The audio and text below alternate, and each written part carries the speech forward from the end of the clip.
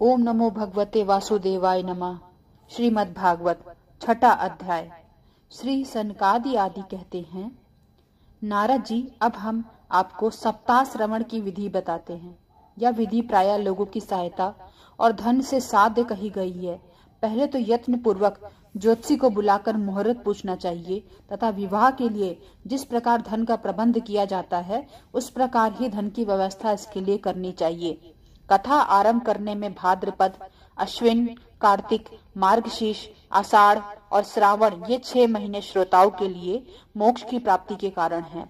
देव ऋषि इन महीनों में भी भद्रा, व्यतिपात आदि कुयोगों को सर्वथा त्याग देना चाहिए तथा दूसरे लोग जो उत्साही हों उन्हें अपना सहायक बना लेना चाहिए। फिर प्रयत्न करके देश देशांतर में यह संवाद भेजना चाहिए कि यहाँ कथा होगी। सब लोगों को सपरिवार पधारना चाहिए। स्त्री और शूद्रादि भगवत कथा एवं संकीर्तन से दूर पड़ गए हैं, उनको भी सूचना हो जाए, ऐसा प्रबंध करना चाहिए। देश देश में जो विरक्त वैष्णव और हरि कीर्तन के प्रेमी हों उनके पास नियंत्रण पत्र अवश्य भेजें। उसे लिखने के लिए विधि इस प्रकार बताई गई है। महाअनुभाव, यहाँ 7 दिन तक सत्पुरुषों का बड़ा दुर्लभ समागम रहेगा और अपूर्व रसमय श्रीमद् भागवत की कथा होगी। आप लोग भागवत रस के रसिक हैं, अतः श्रीमद् भागवत अमृत का पान करने के लिए प्रेम पूर्वक शीघ्र ही पधारने की कृपा करें। यदि आपको विशेष अवकाश ना हो तो भी एक दिन के लिए अवश्य कृपा करनी चाहिए, क्योंकि यहाँ का तो एक क्षण भी अत्यंत दुर्लभ है। इस प्रकार विनय पूर्वक उन्हें निमंत्रित करें और जो लोग आए उनके लिए यथोचित निवास स्थान का प्रबंध करें। कथा के श्रवण किसी तीर्थ में, वन में अथवा अपने घर पर ही अच्छा माना गया है। जहाँ लंबा चौड़ा मैदान हो वहीं कथा स्थल रखना चाहिए। भूमि का शोधन, मार्जन और लेपन करने, रंग बिरंगी धातुओं से चौक पूरा करें। घर की सारी सामग्री उठाकर एक कोने में रख दें। 5 दिन पहले ही यत्न पूर्वक बहुत से बिछाने के वस्त्र एकत्र कर लें और केले के खंभों से सुशोभित एक ऊंचा मंडप तैयार कराएं। उसे सब और फल, पुष्प, पत्र और चंदन से अलंकृत करें और चारों ओर झंडियां लगाकर तरह तरह के समारोह से सजा दें। उस मंडप में कुछ ऊंचाई पर 7 विशाल लोकों की कल्पना करें और उनमें विरक्त ब्राह्मणों को बुला बुलाकर बैठाएं। आगे की ओर उनके लिए वहां यथोचित आसन तैयार करें। इनके पीछे वक्ता के लिए भी एक दिव्य सिंहासन का प्रबंध करें। यदि वक्ता का मुख उत्तर की ओर रहे तो श्रोता पूर्वाभिमुख होकर बैठे, और यदि वक्ता पूर्वाभिमुख होकर रहे तो श्रोता का उत्तर की ओर मुख करके बैठना चाहिए, अथवा वक्ता और श्रोता को पूर्वमुख होकर बैठना चाहिए। देश काल आदि को जानने वाले महाअनुभावों ने श्रोता के लिए ऐसा ही नियम बताया है। जो वेद शास्त्र का स्पष्ट व्याख्या करने में समर्थ हो, तरह तरह के दृष्टांत दे सकता हो तथा विवेकी और अत्यंत निष्पर्श हो, ऐसे विरक्त और विष्णु भक्त ब्राह्मण को वक्ता बनाना चाहिए। श्रीमद् भागवत के प्रवचन में ऐसे लोगों को नियुक्त नहीं करना चाहिए जो पंडित होने पर भी अनेक धर्मों के चक्कर में पड़े हुए हों, स्त्री लंपट एवं पाखंड के प्रचारक हों। वक्ता के पास ही उसके सहायता के लिए एक वैसा ही विद्वान और स्थापित करना चाहिए। अब वह भी सब प्रकार के संशयों की निवृत्ति करने में समर्थ और लोगों को समझाने में कुशल हो। कथा प्रारंभ के दिन से एक दिन पूर्व व्रत ग्रहण करने के लिए वक्ता को छौर करा लेना चाहिए तथा अरुणोदय के समय शौच से निवृत्त होकर अच्छी तरह स्नान करें और संध्यादि अपने नित्य कर्मों से संक्षेप से समाप्त करके कथा के विघ्नों को निवृत्ति के लिए गणेश जी का पूजन करें। तदंतर पितृगण का तर्पण कर पूर्व पापों की शुद्धि के लिए प्रायश्चित करें और एक मंडल बनाकर उसमें श्री हरि को स्थापित करें। फिर भगवान श्री कृष्ण को लक्ष्य करके मंत्रोच्चारण पूर्वक क्रमशः उपचार विधि से पूजन करें। उसके पश्चात प्रदक्षिणा तथा नमस्कार आदि कर इस प्रकार स्तुति करें। करुणा निधान, मैं संसार सागर में डूबा हुआ और बड़ा दीन हूँ। कर्मों के मोह रूपी बंधनों ने मुझे पकड़ रखा है। आप इस संसार सागर से मेरा उद्धार कीजिए। इसके पश्चात धूप दीप आदि सामग्रियों से श्रीमद् भागवत की भी बड़े उत्साह और प्रीति पूर्वक विधि विधान से पूजा करें। फिर पुस्तक के आगे नारियल रख के नमस्कार करें और प्रसन्न चित्त से इस प्रकार स्तुति करें। श्रीमद् भागवत के रूप में आप साक्षात श्री कृष्ण चंद्र ही विराजमान हैं। हे नाथ, मैंने भाव सागर से छुटकारा पाने के लिए आपकी शरण ली है। मेरा यह मनोरथ आप बिना किसी विघ्न बाधा के संगोपांग पूरा करें। केशव, मैं आपका दास हूँ। इस प्रकार दीन वचन कहकर फिर वक्ता का पूजन करें, उसे सुंदर वस्त्र आभूषण से विभूषित करें और फिर पूजा के बाद उसकी इस प्रकार स्तुति करें। सुख स्वरूप भगवान, आप समझाने की कला में कुशल और सब शास्त्रों में पारंगत हैं। कृपया इस कथा को प्रकाशित करके मेरे अज्ञान को दूर करें। फिर अपने कल्याण के लिए प्रसन्नता पूर्वक उसके सामने नियम ग्रहण करें और 7 दिनों तक यथाशक्ति उसका पालन करें। कथा में विघ्न ना हो इसके लिए 5 ब्राह्मणों का वर्णन करें। वे द्वादक्षर मंत्र द्वारा भगवान के नामों का जप करें। फिर ब्राह्मण अन्य विष्णु भक्त एवं कीर्तन करने वाले को नमस्कार करके उनकी पूजा करें और उनकी आज्ञा पाकर स्वयं भी आसन पर बैठ जाएं। जो पुरुष लोक संपत्ति, धन, घर और पुत्रादि की चिंता छोड़कर अन्य शुद्ध चित्त से केवल कथा में ही ध्यान रखता है, उसे इसके श्रवण का उत्तम फल मिलता है। बुद्धिमान वक्ता को चाहिए कि सूर्योदय से कथा आरंभ करके 3:30 पहर तक मध्यम स्वर से अच्छी तरह कथा बाचे। दोपहर के समय 2 घड़ी तक कथा बंद रखे। उस समय कथा के प्रसंग के अनुसार वैष्णवों को भगवान के गुणों का कीर्तन करना चाहिए। व्यर्थ बातें नहीं करनी चाहिए। कथा पे समय पे मलमूत्र के वेग को काबू में रखने के लिए अल्पाहार सुखारी होता है। इसलिए श्रोता केवल एक ही समय ही भोजन करें। यदि शक्ति हो तो 7 दिन निराहार रहकर तथा कथा सुने, अथवा केवल घी या दूध पीकर सुखपूर्वक कथा करें, अथवा फलाहार या एक समय ही भोजन करें। जिससे जैसा नियम सुविहित से सज सके उसी को कथा श्रवण के लिए ग्रहण करना चाहिए। मैं तो उपवास की अपेक्षा भोजन करना अच्छा समझता हूँ, यदि यह कथा श्रवण में सहायक हो। यदि उपवास से श्रवण में बाधा पहुँचती हो तो वह कथा किसी काम के लिए नहीं है। नारद जी, नियम से सप्ताह सुनने वाले पुरुष को नियम सुनिए। विष्णु भक्त की दीक्षा से रहित पुरुष कथा श्रवण का अधिकारी नहीं है। जो पुरुष नियम से कथा सुने उसे ब्रह्मचर्य से रहना, भूमि पर सोना, नित्य प्रति कथा समाप्त होने पर पत्तल में भोजन करना चाहिए। दाल, मधु, तेल, गरिष्ठ अन्न, भाव दूषित पदार्थ और बासी अन्न, इसका उसे सर्वदा ही त्याग करना चाहिए। काम, क्रोध, मद, मान, मत्सर, लोभ, दंभ, मोह और द्वेष को ही अपने पास नहीं फटकने देना चाहिए। वह वेद, वैष्णव, ब्राह्मण, गुरु, गो सेवक तथा स्त्री, राजा और महापुरुषों की निंदा से बचे। नियम से कथा सुनने वाले पुरुष को रजस्वला स्त्री, पतित, गायत्रीहीन, द्विज, ब्राह्मणों से द्वेष करने वाले तथा वेद को न मानने वाले पुरुषों से बात नहीं करनी चाहिए। सर्वदा सत्य, शौच, दया, मौन, सरलता, विनय और उदारता का बर्ताव करना चाहिए। धनहीन, क्षय रोगी और अन्य रोग से पीड़ित, भाग्यहीन, पापी, पुत्रहीन और मुमुक्ष भी यह कथा श्रवण करें। जिस स्त्री का रजो दर्शन रुक गया हो, उससे जिसके एक संतान होकर रह गई हो, जो बांझ हो, जिसके संतान होकर मर जाती हो अथवा जिसका गर्भ गिर जाता हो, वह यत्न पूर्वक इस कथा को सुने। ये सब यदि विधिवत कथा सुनेंगे तो इन्हें अक्षय फल की प्राप्ति हो सकती है। यह अत्युत्तम दिव्य कथा करोड़ी यज्ञ के फल देने के वाली है। इस प्रकार इस व्रत की विधियों का पालन करके फिर इसे उद्यापन करें। जिन्हें इसके विशेष फल की इच्छा हो वे जन्माष्टमी व्रत के समान ही इस कथा व्रत का उद्यापन करें। किंतु जो भगवान के अकिंचन भक्त हैं उनके लिए उद्यापन का कोई आग्रह नहीं है। वे श्रवण से ही पवित्र हैं, क्योंकि वे तो निष्काम भगवान भक्त हैं। इस प्रकार जब सप्ताह यज्ञ समाप्त हो जाए तब श्रोताओं को अत्यंत भक्ति पूर्वक पुस्तक की वक्ता की पूजा करनी चाहिए। फिर वक्ता श्रोताओं को प्रसाद, तुलसी और प्रसादी मालाएं दें तथा सब लोग मृदंग और झांझ की मनोहर ध्वनि से सुंदर कीर्तन करें। जय जयकार, नमस्कार और शंख ध्वनि की घोष कराएं तथा ब्राह्मण और याचकों धन और अन्न दें। श्रोता विरक्त हो तो कर्म की शांति के लिए दूसरे दिन गीता पाठ करें। गृहस्थों तो हवन करें।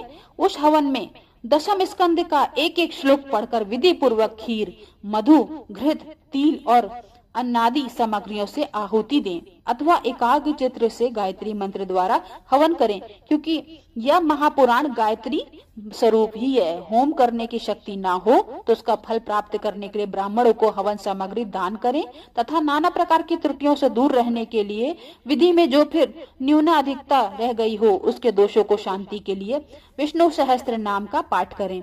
उससे सभी कर्म सफल हो जाते हैं, क्योंकि कोई भी कर्म इसके बढ़कर कोई भी नहीं है। फिर 12 ब्राह्मणों को खीर और मधु आदि उत्तम पदार्थ खिलाएं तथा व्रत की पूर्ति के लिए गौ और सुवर्ण का दान करें। सामर्थ हो तो 3 तोले सोने का सिंहासन बनवाएं, उस पर सुंदर अक्षरों में लिखी हुई श्रीमद् भागवत का पोथी रखकर उसकी आवाहन आदि विविध उपचारों से पूजा करें। फिर जितेंद्रीय आचार्य को उसका वस्त्र आभूषण एवं गंधादि से पूजन करके दक्षिणा के सहित समर्पण कर दें। यो करने से वह बुद्धिमान दाता जन्म मरण के बंधनों से मुक्त हो जाता है। यह सप्ताह पारायण की विधि सब पापों को निवृत्त करने वाली है। इसका इस प्रकार ठीक ठाक पालन करने से समंगल भागवत पुराण अभिष्ट फल प्रदान करता है तथा अर्थ धर्म काम और मोक्ष चारों की प्राप्ति साधक हो जाता है, इसमें संदेह नहीं। सनकादि जी कहते हैं, नारद जी, इस प्रकार मैं तुम्हें यह सप्ताह श्रवण की विधि हमने पूरी तरह से सुना दी है। अब और क्या सुनना चाहते हो? इस श्रीमद् भागवत से भोग और मोक्ष दोनों को ही हाथ लग जाते हैं। श्री सूत जी कहते हैं, शौनक जी, ये कहकर महामुनि सनकादि ने 1 सप्ताह तक विधि पूर्वक इसे सर्व पाप नाशनी परम पवित्र तथा भोग और मोक्ष प्रदान करने वाली भागवत कथा का प्रवचन किया। सब प्राणियों से नियम पूर्वक इसे श्रवण किया, जिसके पश्चात उन्होंने विधि पूर्वक भगवान पुरुषोत्तम की स्तुति की। कथा के अंत में ज्ञान वैराग्य और भक्ति की बड़ी पुष्टि मिली और वह तीनों एकदम तरुण होकर सब जीवों के चित्त अपनी ओर आकर्षित करने लगे। अपना मनोरथ पूरा होने के से नारद जी को भी बड़ी प्रसन्नता हुई। उनके सारे शरीर में रोमांच हो गया और वह परमानंद से पूर्ण हो गए। इस प्रकार कथा श्रवण कर भगवान के प्यारे नारद जी हाथ जोड़कर प्रेम गदगद वाणी से सनकादि जी से कहने लगे। नारद जी ने कहा, मैं धन्य हूँ, आप लोगों ने करुणा करके मुझ पर बड़ा ही अनुग्रहित किया है। आज मुझे सर्व पापहारी भगवान श्री हरि का प्राप्ति हो गई है। तपोधनो, मैं श्री भागवत श्रवण को ही सब धर्मों में श्रेष्ठ मानता हूँ, क्योंकि इसके श्रवण से बैकुंठ गोलोक बिहारी श्री कृष्ण की प्राप्ति होती है। सूत जी कहते हैं, शौनक जी, वैष्णव श्रेष्ठ नारद जी यूं ही कह रहे थे कि वहां घूमते फिरते योगेश्वर सुखदेव जी वहां आ गए। कथा समाप्त होते ही व्यास नंदन श्री सुखदेव जी वहां पधारे। 16 वर्ष की आयु में आत्मलाभ पूर्ण ज्ञान रूपी महासागर संवर्धन करने के लिए चंद्रमा के समान से प्रेम से धीरे धीरे श्रीमद् भागवत का पाठ कर रहे थे। परम तेजस्वी सुखदेव जी को देखकर सारा सभासद झटपट खड़े हो गए और उन्हें एक ऊंचे आसन पर बैठाया। फिर देव ऋषि नारद जी ने उनका प्रेम पूर्वक पूजन किया। उन्होंने सुख पूर्वक बैठकर कहा, आप लोग मेरी निर्मल वाणी सुनिए। श्री सुखदेव जी बोले, रसिक एवं भावुक जन, यह श्रीमद् भागवत वेद रूप कल्प वृक्ष का परिपक्व फल है। श्री सुखदेव रूप शुक जी के मुख का संयोग होने से अमृतसर से परिपूर्ण है। यह रस ही रस है, इसमें न छिकला है न गुठली। या इसी लोक में सुलभ है।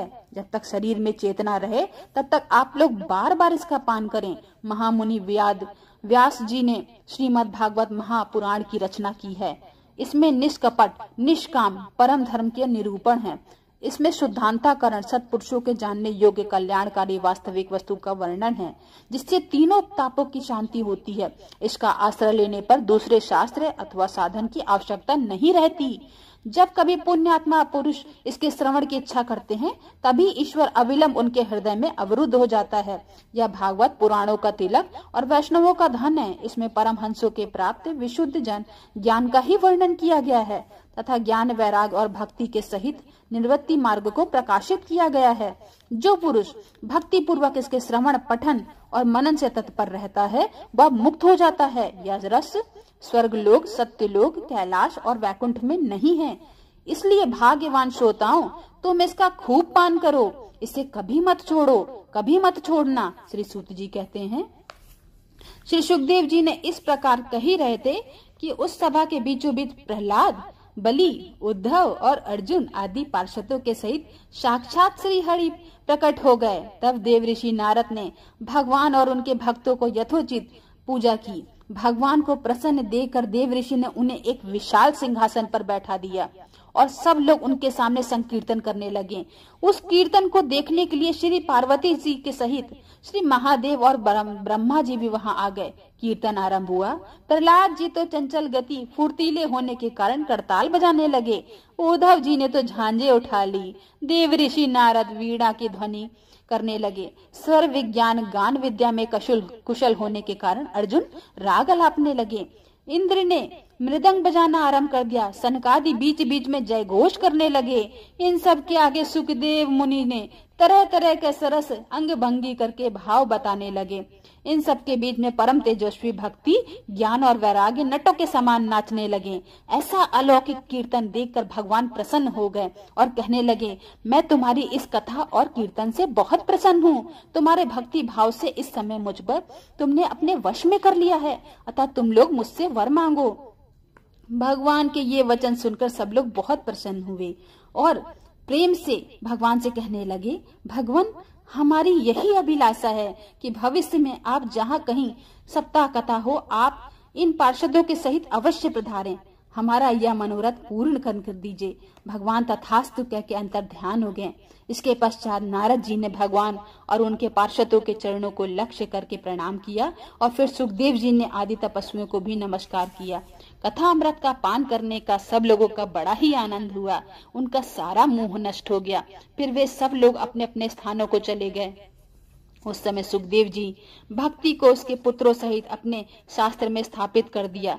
इसी से भागवत का सेवन करने से श्री हरि वैष्णवों के हृदय में आविराजते। जो लोग दरिद्रता के दुख ज्वर की ज्वाला से दग्ध हो रहे हैं, जिन्हें माया पिशाचिनी ने रौंद डाला है तथा जो संसार समुद्र में डूब रहे हैं, उनका कल्याण करने के लिए श्रीमद् भागवत सिंहनाद कर रहा है। शौनक जी ने पूछा, सूत जी, श्री सुखदेव जी ने राजा परीक्षित को, गोकर्ण को ने धुंधकारी को और सनकादि ने नारद जी को किस समय यह ग्रंथ सुनाया था? मेरा यह संशय दूर करिए। श्री सूत जी कहते हैं, भगवान श्री कृष्ण के स्वधाम गमन के बाद कलयुग के 30 वर्ष के कुछ अधिक बीत जाने पर भाद्रपद मास की शुक्ला नवमी को सुखदेव जी ने कथा आरंभ की थी। राजा परीक्षित की कथा सुनने के बाद कलयुग के 200 वर्ष बीत जाने पर आषाढ़ मास की शुक्ला नवमी को गोकर्ण जी ने यह कथा सुनाई थी। इसके पीछे कलयुग के 30 वर्ष और निकल जाने पर कार्तिक शुक्ला नवमी से सनकादि ने कथा आरंभ की थी।